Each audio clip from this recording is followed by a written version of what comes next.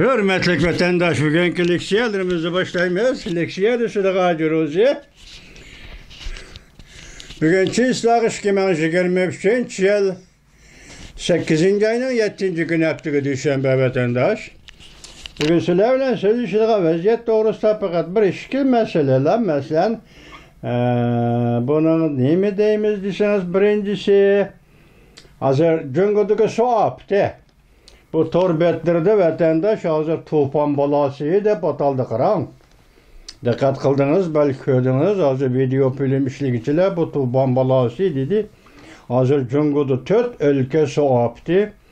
En ağır ayla mesela Beijing etrafı. Ondan Jojo vilayet yakın nahiyesi. Onundaki şarkı şimal.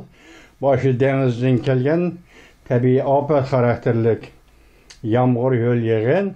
Muşunun başlanğan susal. Hazır Beijing'de toxtağan maşinalarını digidek ekipmanı görüyorsunuz. Katnaş üzüldü deysiz görüyorsunuz. İmaretlerden tatıp bütün sürü binalarını ekipte görüyorsunuz.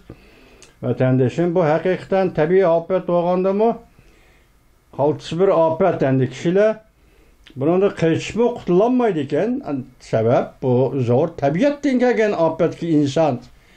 Yani ahir hesapta çaresizken vatandaş çaresiz kalıdiken, hem hesap da hazır, meyli hükümetler olsun, meyli kutkazgıcı askeri kısımlar olsun, digendek bunun takabül turanmadı.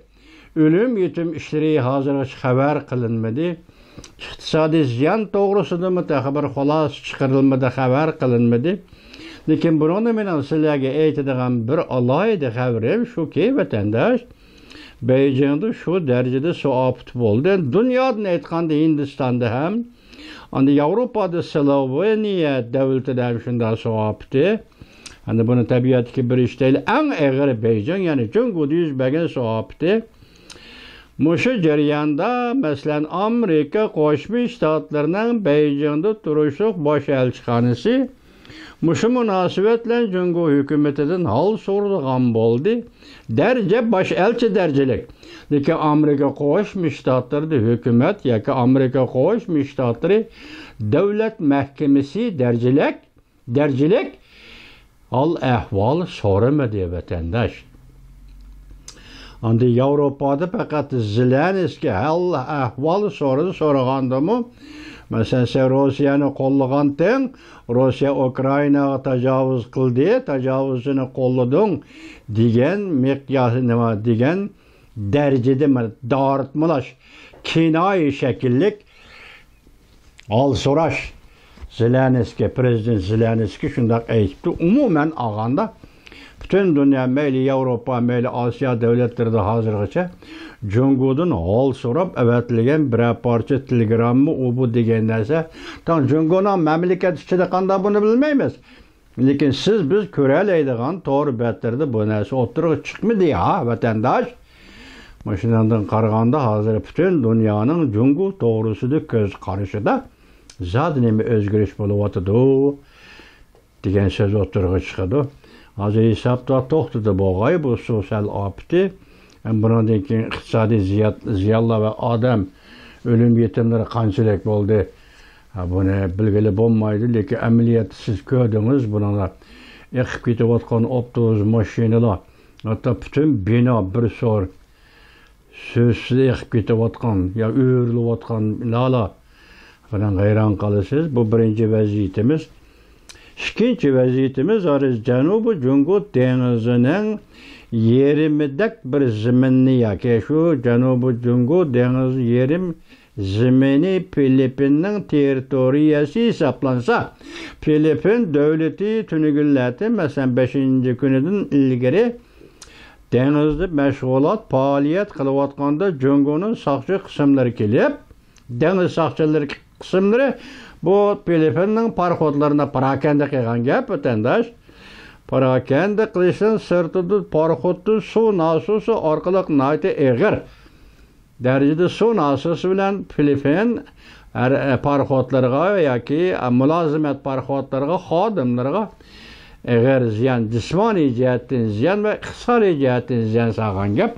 Bu meselenin derecesi qanchalik, eğerlik derecesi qanchalik bu ikinci gap.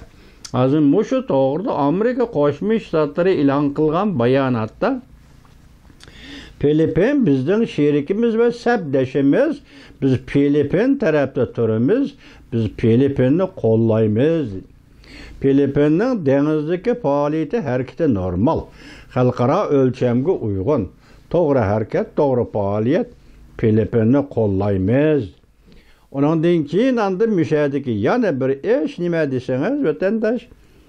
Bundan burun 7. ayının 31. günü Avrupa İttifaqının reisi von der Leyen hanım Filipinni ziyaret kıldı. Ziyaret kılıp Filipin'nin başlığı prezidenti Marcos bilen görüştü. Marcos bilen görüşkende mesela muhbirlarını kütübeleşeceğinde şundak dedi. Şimdi Tinç Okyan rayonu biz için intayin muhim rayon. Bu yanın eçivitilgen rayon işgallik, erken rayon işgallikini bilimiz ve yine şunun için küreş kılımız dedi von der Leyen. Benim bir yerde bunu sizge misal kılıp keltirmek şu boğunum. 7. ayının 31. günü Avrupa İttifaqının reisi von der Leyen 8. ayının 7. günü Amerika Qo'shma Shtatlari Devlet Mahkemesi'nin bayanatı bulmuş 4-5 gün içinde bir yerge kelip kaldı. Yani Filipin, Amerika iki devlet oturusunda devlet müdafiası hemkarlık şartnamesi da yakında imzalandı o vatandaş. Muşundak oturup çıktı, muşu vaziyet aslında endi tor betlerdi fikir kılgıçılar, video film işte fikir kılgıçılar, haber yazıp fikir kılgıçılar ne mi dedi deseniz bir cümle. Bugün sizge bu yetkizgan bana söz edilen leksiyemdi bu fakat bir cümle. Ne mi cümle? Dedi ki bugün Jungo'nun deniz sakçıları Filipin'nin parxotlarını parakende kıldı. Hesapta Jungo'nun deniz sakçıları Amerika Filipin oturusundaki hemkarlık şartnamesi yani müdafaa hemkarlık şartnamesiga ig'vogarchilik qildi, xares qildi. Tahlil şuya kelib to'xtadi. Mening tahlilim mana şuya kelib to'xtadi vatandoshim. Hozirgi vaziyat bugünkü su opti, ikincisi Filipinga munosabatlik. Onda üçüncü vaziyat bugün hal qilg'uch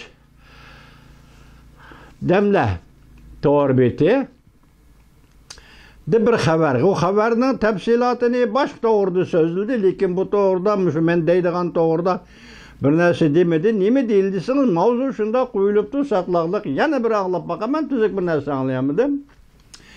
Dedi ki hazır Jungo Tashqi ishlar ministerligining ministeri Wang Yi Amerika Qo'shma Shtatlari davlat ishlar katibi Antony Blinkenga yalvurishga boshladi dedi. Bu xabar o'tganda bir kelganda u xabarda nima deyilgan desa iqtisod ketdi degan edi. Bugun nima deganligini toza anqaramay qoldim, aldirab ko'rib qoldim, yana ko'raman.